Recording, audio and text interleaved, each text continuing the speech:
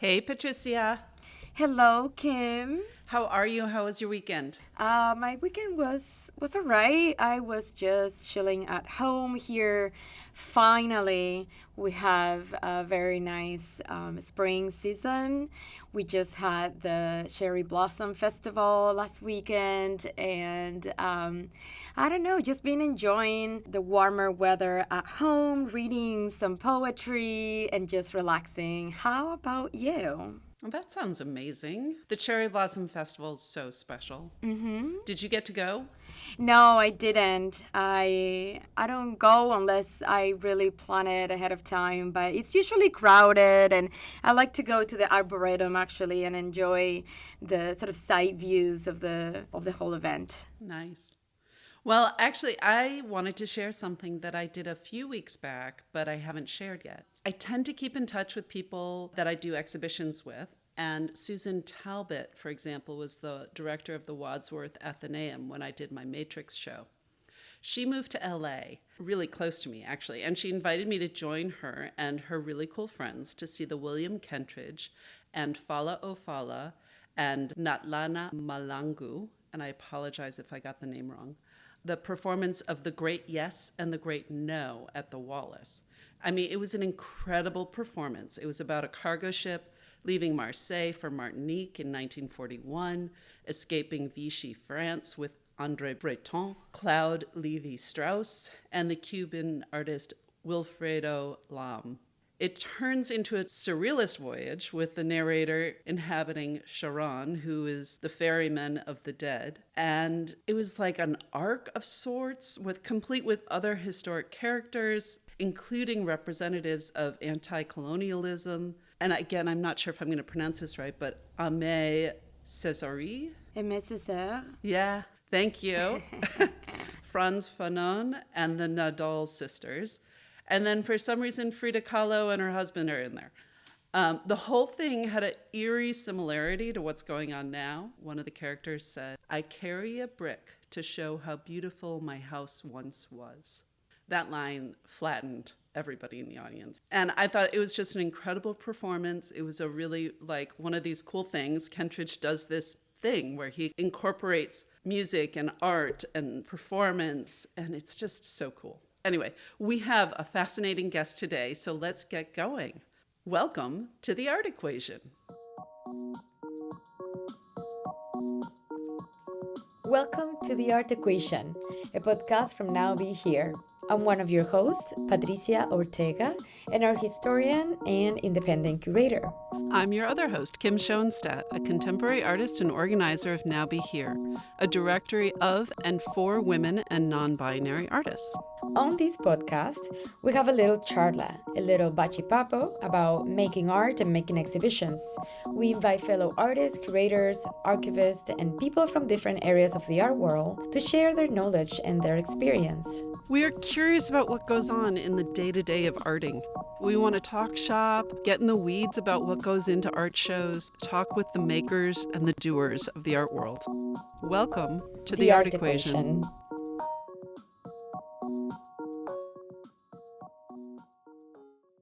Yes, so today we are sitting down with a fantastic guest that we can't wait to jump into conversation with. Our guest today is Sala Elise Patterson. Sala, thank you so much for coming on the podcast. Thank you for having me. I'm so excited to be here. We'll read a short bio as usual so our listeners can get to know you a little bit. Great. Sala Elise Patterson is a researcher and writer of overlooked stories, especially of the African diaspora. A former magazine editor, her writing has appeared in The Atlantic, Kinfolk, Vogue, Italia, British Journal of Photography, and the New York Times, where she broke the story of Adrienne Fidelin, the first Black model to appear in a major American fashion magazine. Sala co-authored the entry on Fidelin in the Oxford Dictionary of Caribbean and Afro-Latin American Biographies, and an essay on her in the Musée d'Orsay exhibition catalogue for Les Modèles Noirs de Géricault à Matisse. Sala is a serial expatriate. Benin, Brazil, France, Italy, Japan, Tanzania, Tunisia, United Kingdom. She's been in all these places. Wow. She's a linguist who holds a BA from Columbia University in African American Literature and an MS in Development Studies from the School of Oriental and African Study at the University of London. She's a contributor to Harvard Design Magazine, where she writes about design and society. And she's vice chair of the board of trustees of the Phillips Collection here in Washington, D.C. And this is America's first museum of modern art. Or so they call themselves.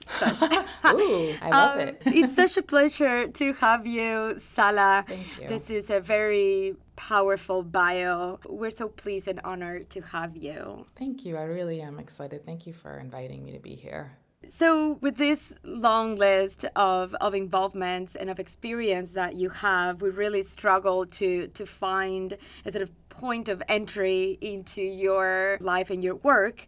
But we did become very interested in your work as a nonfiction writer.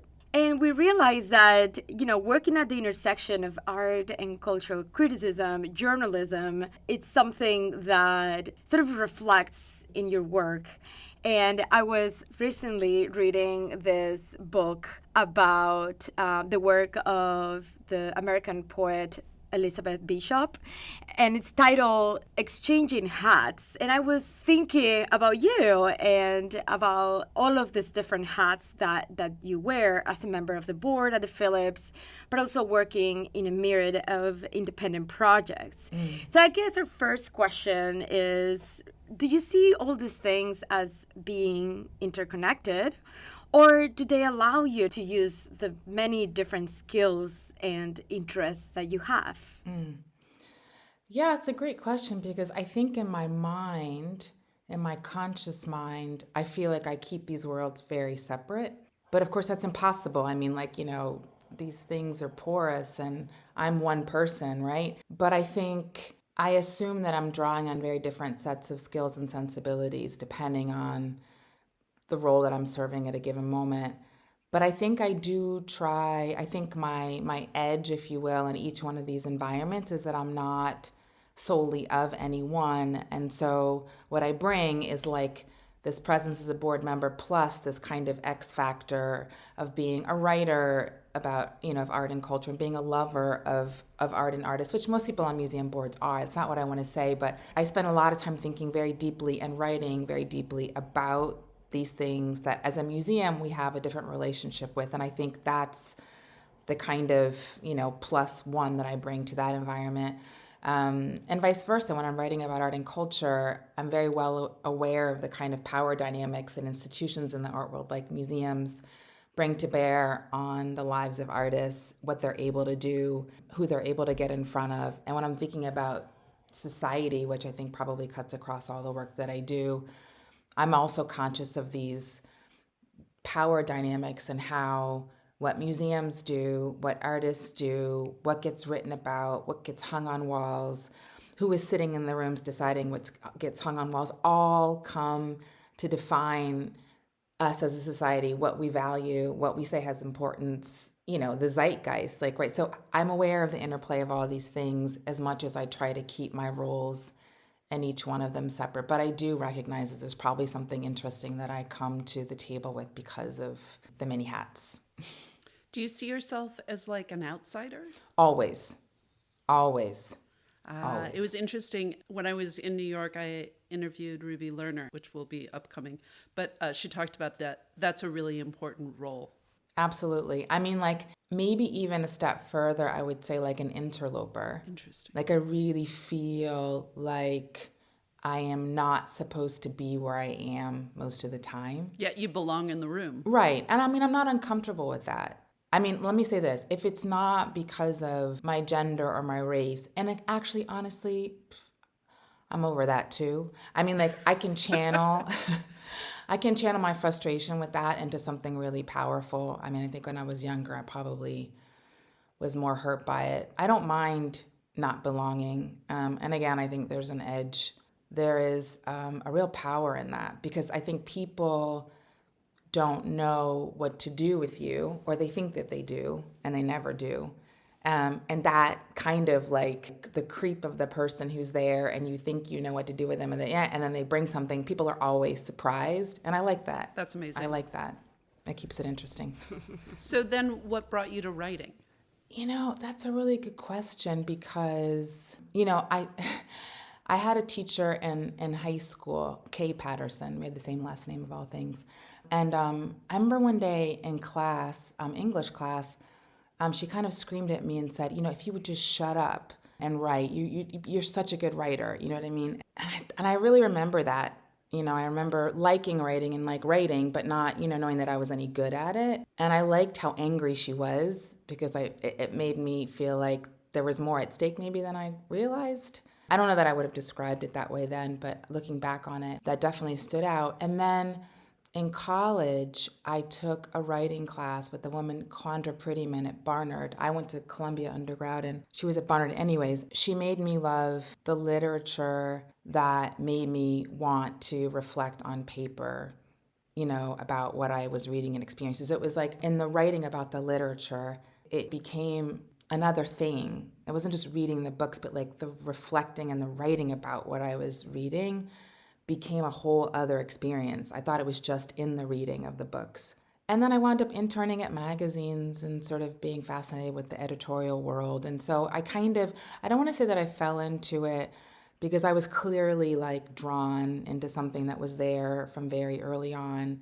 And then I got lucky getting a job at Condé Nast Traveler magazine at the sort of last gasp payday of magazines. And it was just so much fun.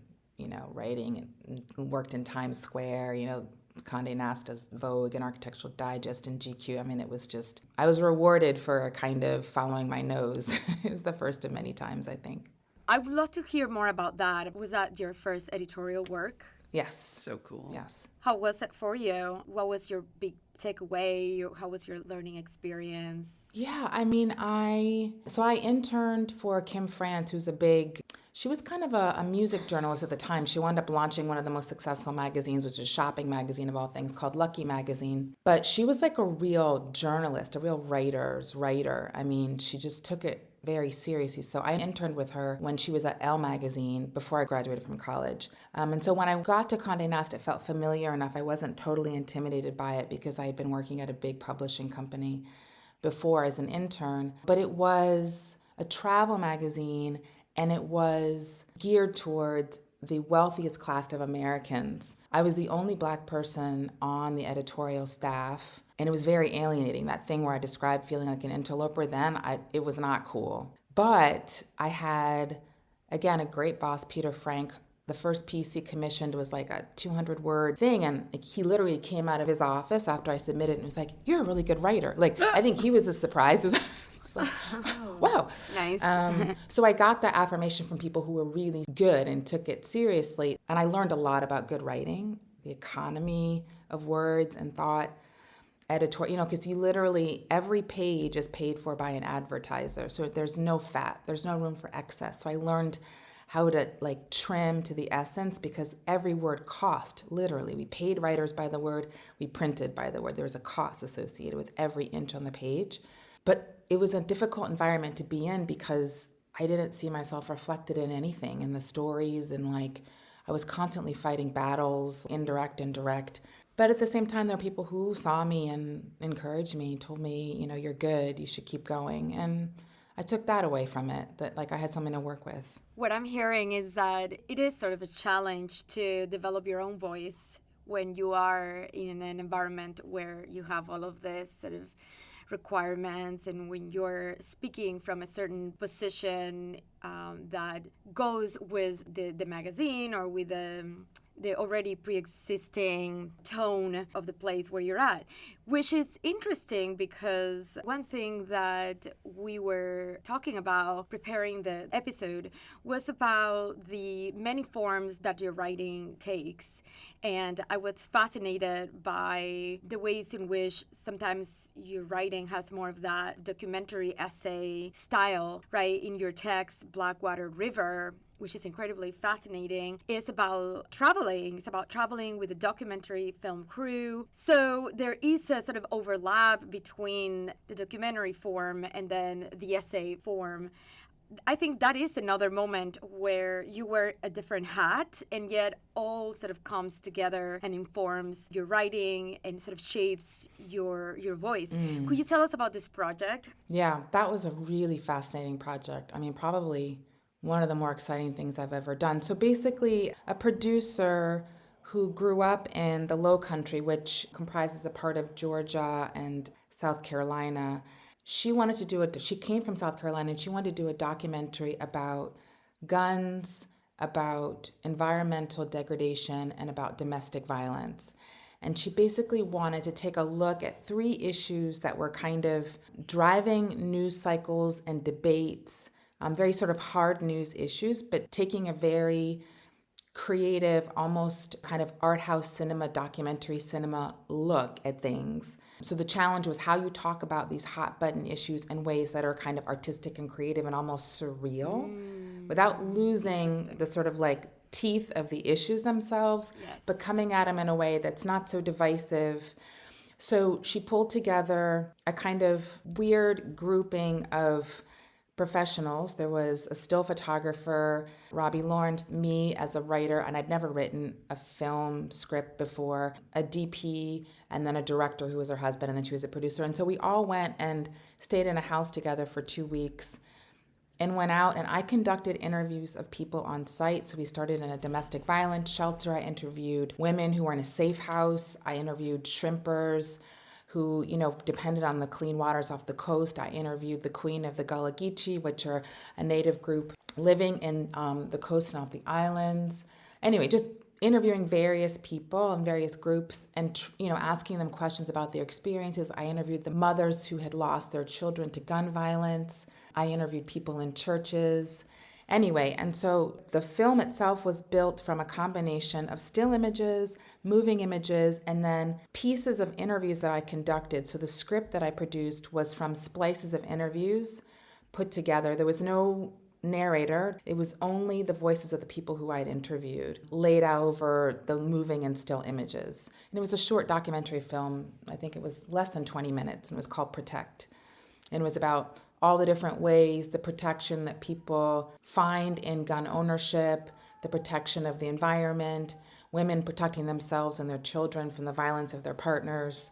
It was all the different ways that people in this very dynamic and interesting part of America were protecting themselves from real and perceived threats. Wow. Yes, that is fascinating. That sounds amazing. And what an ingenious thread, this idea of protection. Yeah, the producer, she saw the through line. I mean, I have to admit, when she first threw those 3 subject matters on the table, I struggled to understand. But as I got into it, there are a lot of things, and that was really one of the more fascinating things about the experience of the film, which was we were implicated in it as documentarians. I mean, and maybe I don't work in film, so again, I don't know, maybe this happens to everybody who works in film, but as I was interviewing women in the safe house, I was understanding all of the dynamics of being in a safe house. I mean, I interviewed the director, and she said, nobody is in this safe house because of domestic violence alone. There's always some intersection of domestic violence and poverty, domestic violence and drug abuse, mental illness, racism. So understanding what I was looking for was being put in front of me as I was doing the thing. Interviewing a 12-year-old boy who had an arsenal of weapons in his backyard, and I so wanted him to be, evil. And he was just lovely. I mean, he was just lovely. I broke all the rules of journalism. The story's not about you. You know what I mean? In my question, I was you know what I mean? I just wanted to catch him, And I remember asking him, so if they ban gun ownership tomorrow in America, what are you going to do? And he was like, oh, I play golf. You know what I mean? Oh my God. Lady, this is not that big of a deal. You need to chill. I would just switch, right? Yeah, just switch, just play golf. It's not that big of a deal. It's not like who I am. It's what I like to do. But, so it was a challenging project, but it was, there was the mechanics of being a part of a film, which I'd never done, but then the experience of learning about something that I knew nothing about, and maybe actually even worse, thought I knew a lot about and knew nothing about, and like adjusting my approach in real time so that it felt fair to the people who lent their time and their voices to the project. I find it interesting that you convey this idea that it's extremely difficult to follow a certain narrative line, even formally, right? How you tell a story, how you narrate a story, when the story it's way more complex than you think or that is anticipated. And even in this case, with all of these different issues that the director wanted to address, these are not all discrete and fixed, but rather dynamic and overlapping and connected. So again, thinking about how all of this then transferred to your writing style, it's fascinating because you're constantly thinking about, how am I going to tell this story in a way that doesn't essentialize or that doesn't reduce the complexity of the issues I'm addressing. Absolutely. Absolutely. And the people, everybody deserves to be complex. Right. The individual stories. Yeah. Yes, exactly. Absolutely. And I think that's what, a lot of the people that I write about have been, in one way or another, robbed of their humanity. And so the flattening of people is the way that happens. Right. And so my focus is on bringing the complexity that every human being deserves to be seen through back to people who have not been afforded it.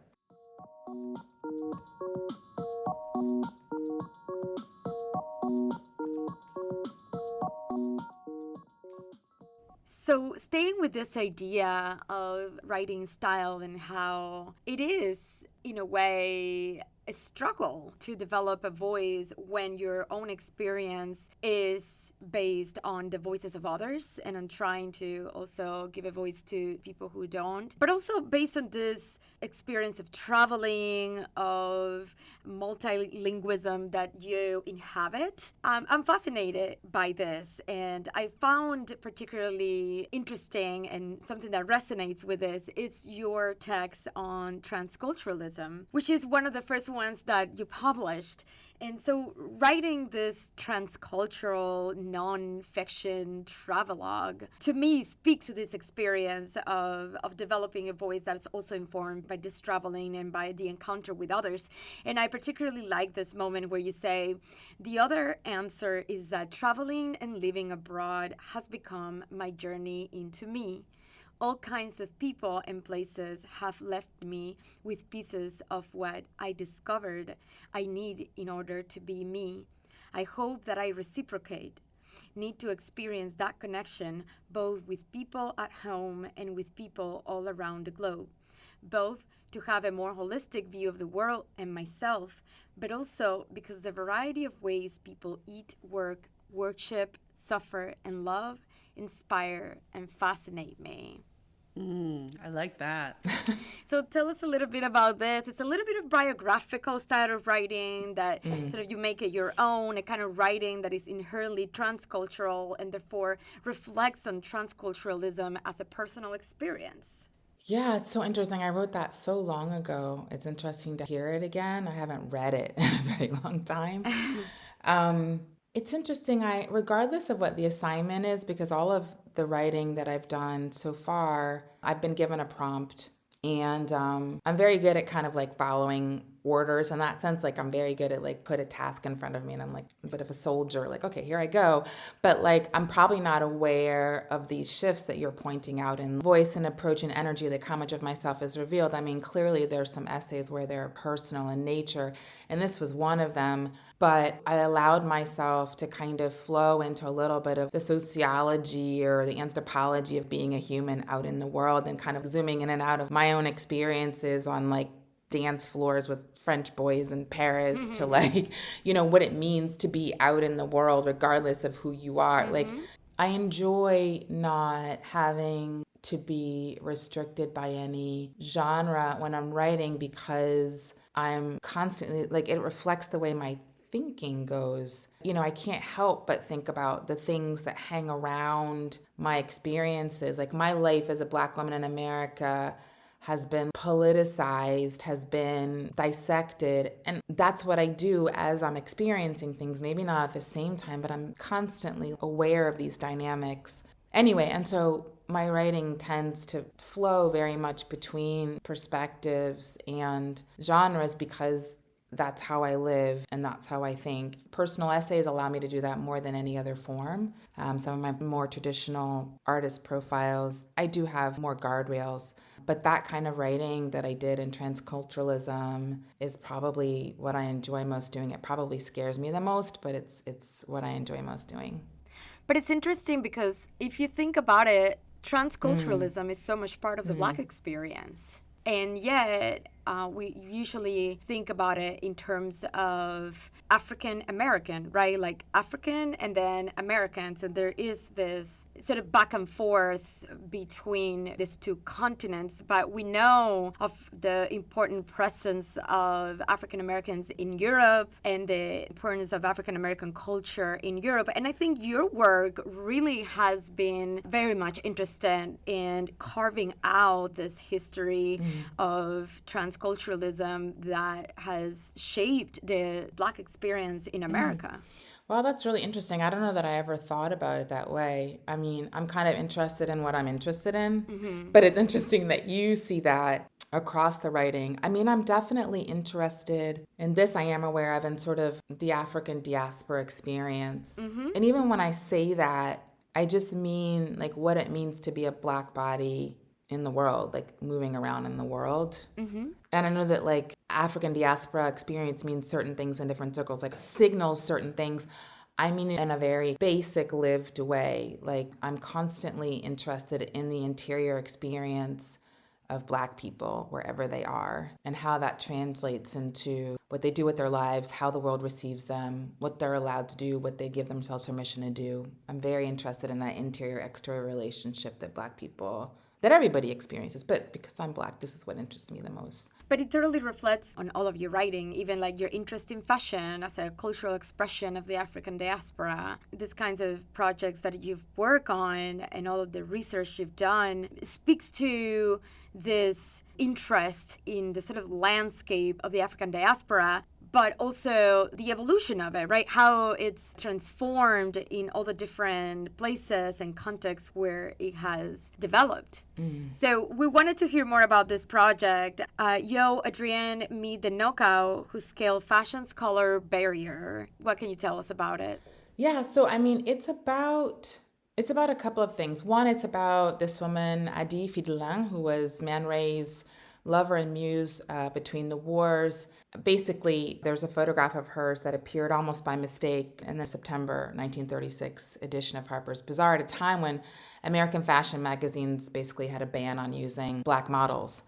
So the hook for the story in journalistic terms was that she was the first Black model to appear in a major American fashion magazine. And the piece was about that, but in the course of writing that piece, I realized that there was, no biographical information was available about this woman. There were hundreds of photographs of her in the Centre Pompidou archive, the Man Ray archives at Centre Pompidou, but that nobody knew when she was born or where she came from, if she was still alive. Nobody seemed to care. And I thought, how does somebody so captivating and beautiful have such a rich photographic archive and then nobody really cares who she was? And that to me was just another form of violence committed against Black women by the archive, to use Saidiya Hartman's terms. So I was fascinated by the fact that nothing existed on this woman, and I felt that there was a deep injustice in that. So that article then springboarded into sort of a search for Adi and her story. So I was fascinated about that, how people get left off of the pages of history and then wanting to recover this one woman's story. But it was also consideration of what it meant and what it still means for fashion magazines, major fashion publications, to not use a diversity of models, because these publications are telling us, here's what's beautiful, here's what's fashionable, here's what's cool. But also, the people who are wearing these things, they represent our standards of beauty. And when you don't put anybody in there other than like, really skinny white women, all the things that happen from like body dysmorphia to racist ideas about who's beautiful and who, I mean, like, it's just, I can't even imagine what the conversation was like in the art department. Like, why don't we use a black model? No, we can't use black models. They're all ugly. Like, I don't even, like, how do you even get your head around that?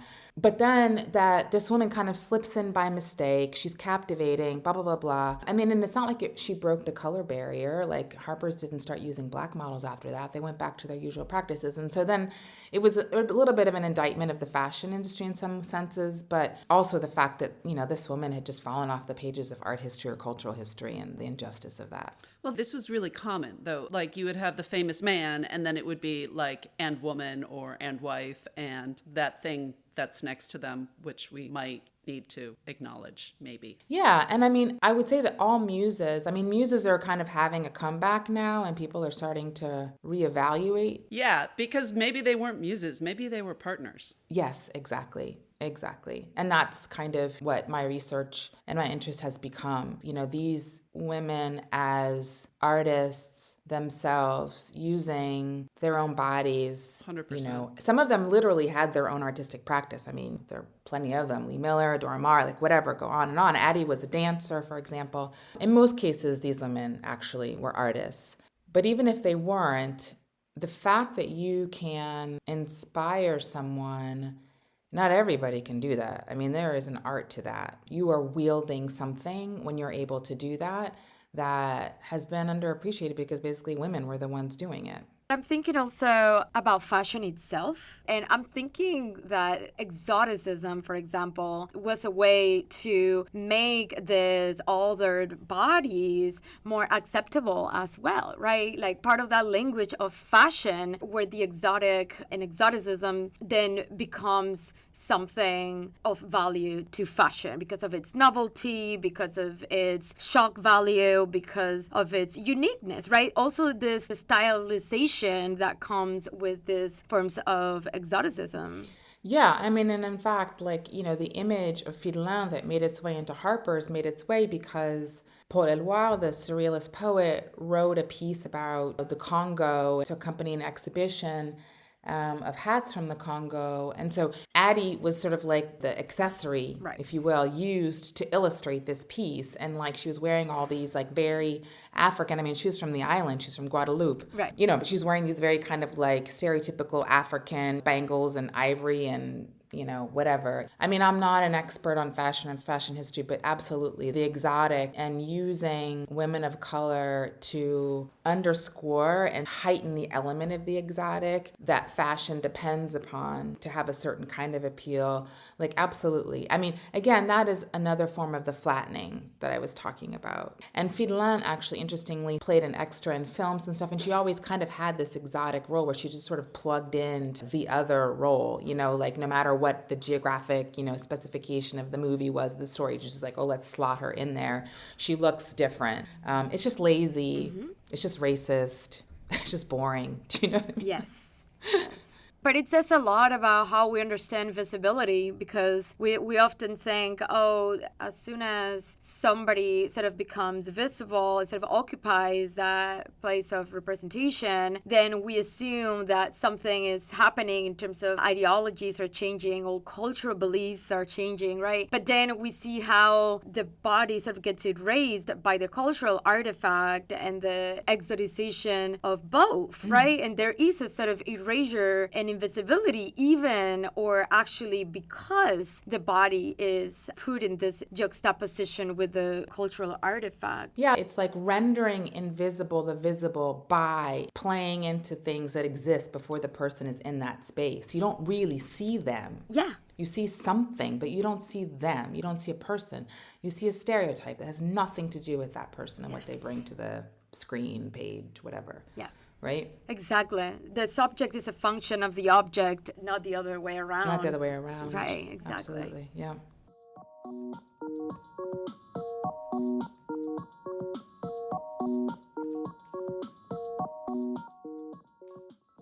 Okay, so you were talking about how you were sort of uncovering a history, getting in there and completing a story that was incomplete. I'm so curious, why focus on art, architecture, and design so specifically? Interesting. Yeah. Like your projects like the African American Design Nexus Harlem Story Maps traces the neighborhood's Black designed places was fascinating. Like, but why narrow in on art, architecture, and design?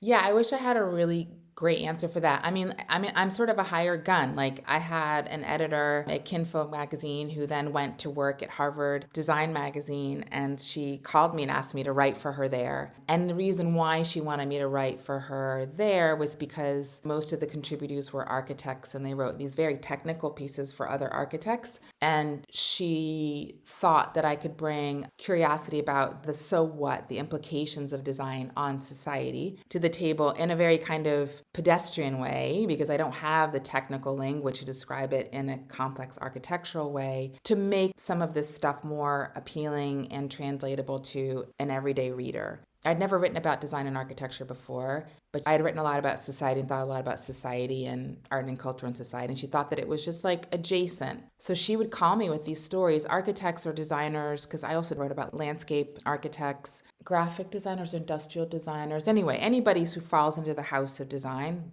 And the Harlem story map was one. But anytime somebody's work moved beyond just architecture for architecture's sake, or for the kind of design's sake, anybody who thought about their work in the context of society, she would call me to interview, which led to so many fascinating conversations. I mean, it's really a gift of an editor to be able to write a piece about something about which you know nothing. Right. And that gets back to what you said before about the flow between perspectives, right? Right. You're kind of like mushing into anthropology and sociology, and you can kind of pull from this lived experience and then explore and interrogate through that, which is so fascinating. I mean, I love writing those pieces. I'm asking, literally, like, what does that mean? I have to do a little more research before the stories, but it definitely pushes me to think about things critically that I've always taken for granted. That buildings are political. Always.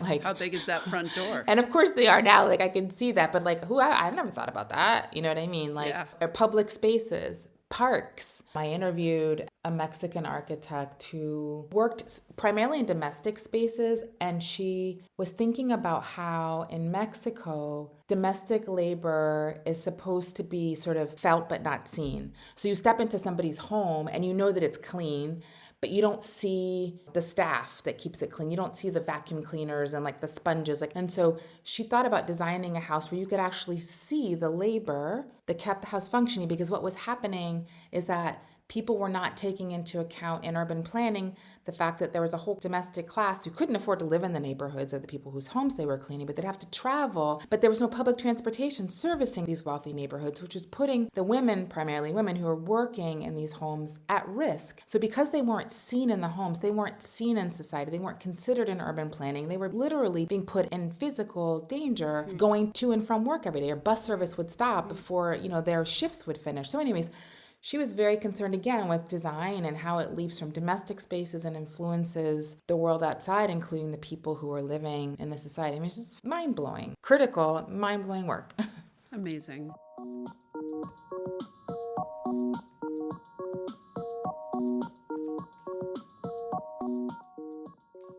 And it's interesting, too, that you bring all of these experiences into your other work, like your advocacy work and your board work. So I have to admit something. I mean, we use this podcast sometimes like, hey, I don't really know this. So we get to ask all the dumb questions, like asking for a friend, right?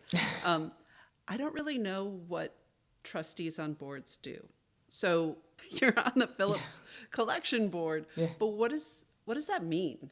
In layperson's terms, it means that you're kind of responsible for making sure that the museum is moving in the right direction. The director reports to the board of trustees, and we're responsible for like the financial stability of the institution, policy setting, hiring the director, approving of acquisitions and deaccessioning that the curatorial team puts together for our consideration. Yeah, we manage the institution. And, I've only been on one board and I've only been on one museum board, so I can't really compare to the experience. I know that different museum boards function differently, but the Phillips Collection board is a very active board. We're about 35 people right now. Is that big? I think it's on the larger side, but it's not, bloated. Because that's not a big museum. No, it's not. Yeah. That's not like a giant footprint. So that's a lot of voices in the room. Yeah, and I think that, not everybody is a voice. Some people are there to write a check. Some people are there to bring their voice to bear. Some people are there to bring their connections to bear. I mean, everybody comes with something different.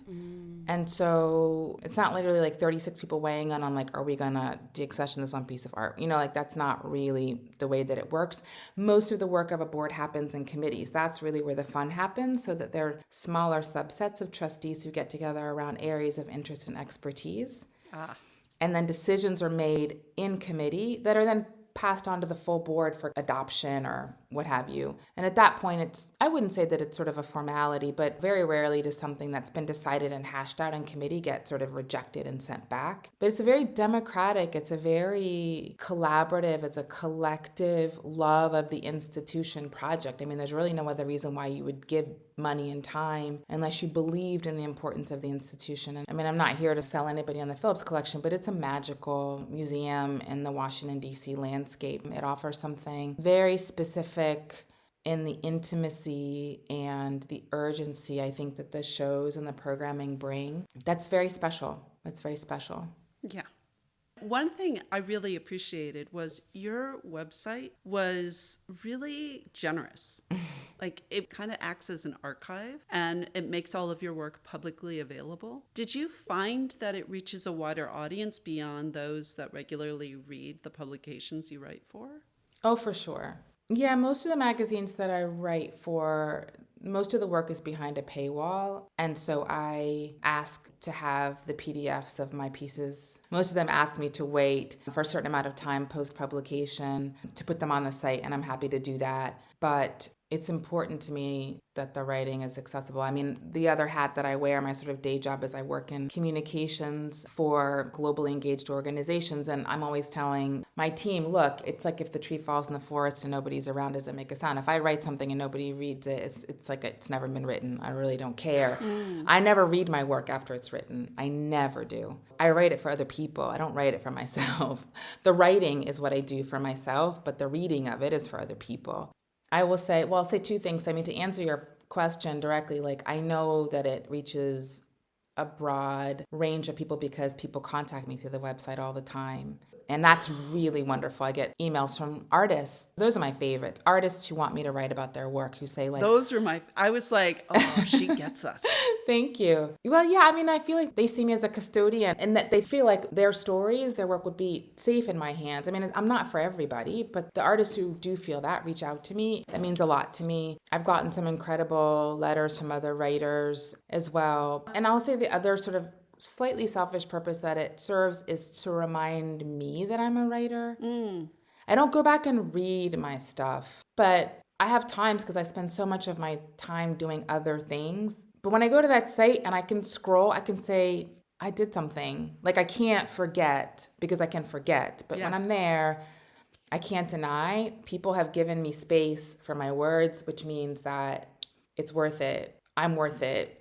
I should keep going, So it does serve that purpose for me personally. I think there's a little bit of an act of rebellion there because you are sharing with people something that, again, usually accessible only through paid subscriptions. And then also because the work that usually writers do as commission imply a little bit of a removal from a more personal perspective, try to be more objective in conveying information. And I think that your insistence in this weaving together your own personal experience, your own views, I think something there is the work of a maverick a little bit. I love that idea. Well, I used to think that the only way to insert yourself was through the first person, but that's actually not true at all. What I choose to share and the way that I present it is unique. That's my point of view coming to bear on the subject matter, right? Like, you can look at a biography of an artist in Wikipedia. What purpose do I serve, right? But I'm cherry picking details to give you an appreciation from what I see as being important, not just to the artist. That's the most important thing, is that they see themselves seen. Like, my nightmare is to have an artist read a profile and be like, that's not me. But that, like, what I want us to take away. So, like, I want to do right by the artist and their vision and their intention, but I want us to learn something. And that's how I insert, like, I'm saying, don't look over here, look over here. And that's where my voice and my presence plays out. Like, that's how I exert my influence. And that way, yes, I love the idea of being a maverick. And it's back to that sort of interior exterior, right? Like, you're in your essays, like I think it was the Deborah Roberts one. I saw her in a new way. Just that great. little subtle lens shift, like sharing a little bit of her anxiety, sharing a little bit about her workaday, sharing a little bit about when she leaves work and how she leaves work, and then how she picks it back up again. Yes. I was like Yes. right there. I felt like I was sitting next to her. That makes me so happy, because the hardest profiles to write are about the artists who've been written about a lot, right? Because, like, what else is there to say? So I make a point of never reading or just skimming a little bit. But my goal in every interview is to have the person say, nobody's ever asked me that question before. That's when I know that I've done a really good interview. But I think that's also like your sort of outsider viewpoint, right? That you're not entrenched in this art world, right? That this isn't this isn't where your day job is, so to speak. Also the multilinguist in you. And also the journalist, because the academic writing is very different, and there is a benefit and an advantage to coming from the journalistic experience, because you're documenting, you're recording, and that is very valuable information, but also told and shared in a way that relates a lot more to the senses, to the moment, right? Can convey more the actual experience of being in the presence of an artist. I'm learning so much.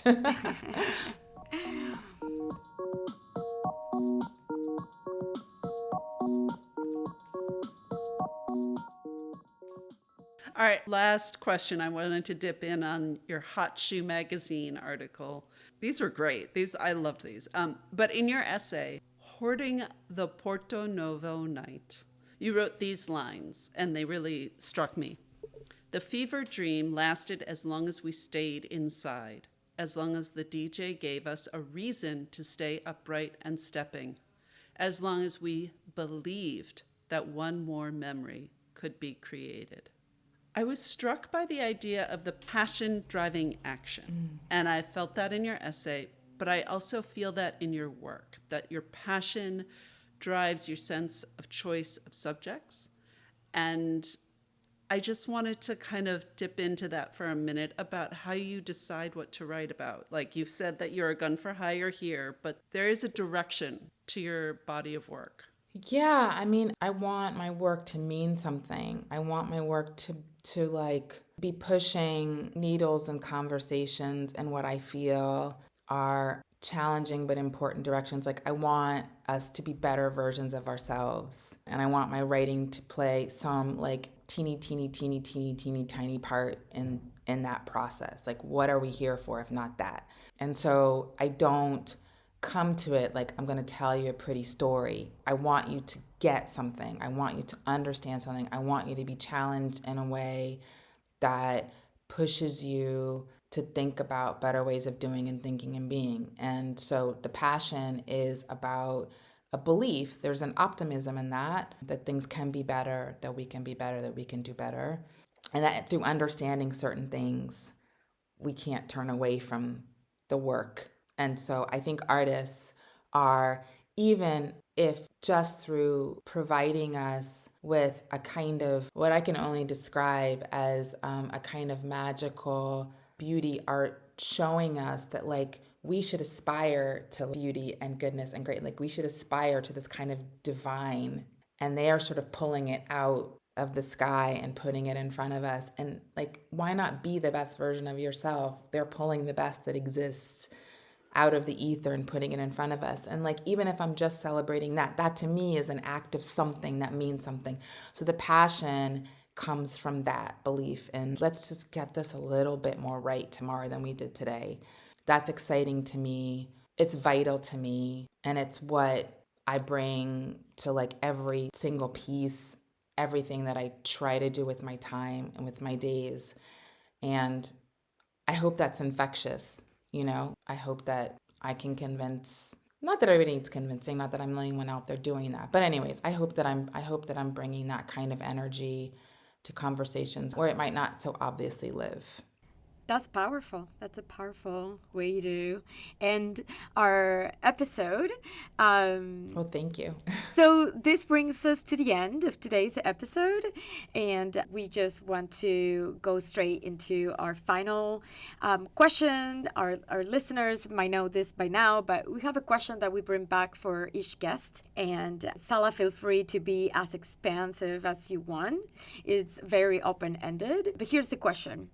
What project would you do if you had unlimited funding and time?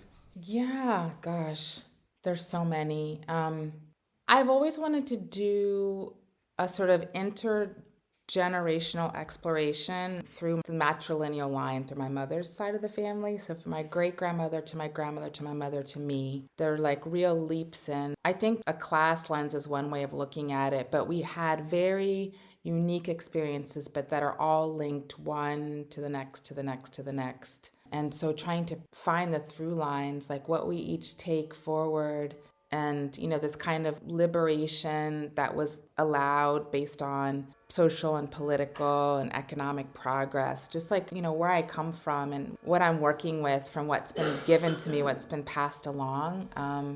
I would love to be able to sit down and really celebrate the women in my family and trace something between the woman that I see myself as and what these women before me were. Amazing. I want to read it. That's fascinating. Yeah. So we want to wrap up with some thank yous. Sala, thank you so much for being on the podcast today. We really appreciate you being our fantastic guest. Yeah, amazing. Thank you so much. Thank you. It's been wonderful. It really has been. Thank you to Sky Park Tosig, our wonderful producer. Thank you to Taras Matla here at the University of Maryland, our gallery. And thank you to Jonathan Furmansky for the great music that we have the pleasure to enjoy. Thank you to our listeners, and again to Sala for speaking with us today. We will be back in 2 weeks here in the Art Equation. Bye. Bye.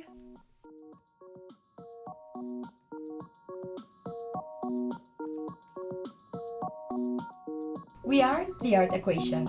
You can find us wherever you listen every other Thursday. Thanks for being here with us. We'd really love to hear your thoughts. So please subscribe. And if you have a moment to leave a review, it really helps us out. We love the feedback. Talk to you soon here on The Art Equation. The Art Equation is a podcast from Now Be Here with support from the University of Maryland Art Gallery. Now Be Here is a directory and resource created by and for women and non-binary artists. You can find more information at www.nowbehereart.com.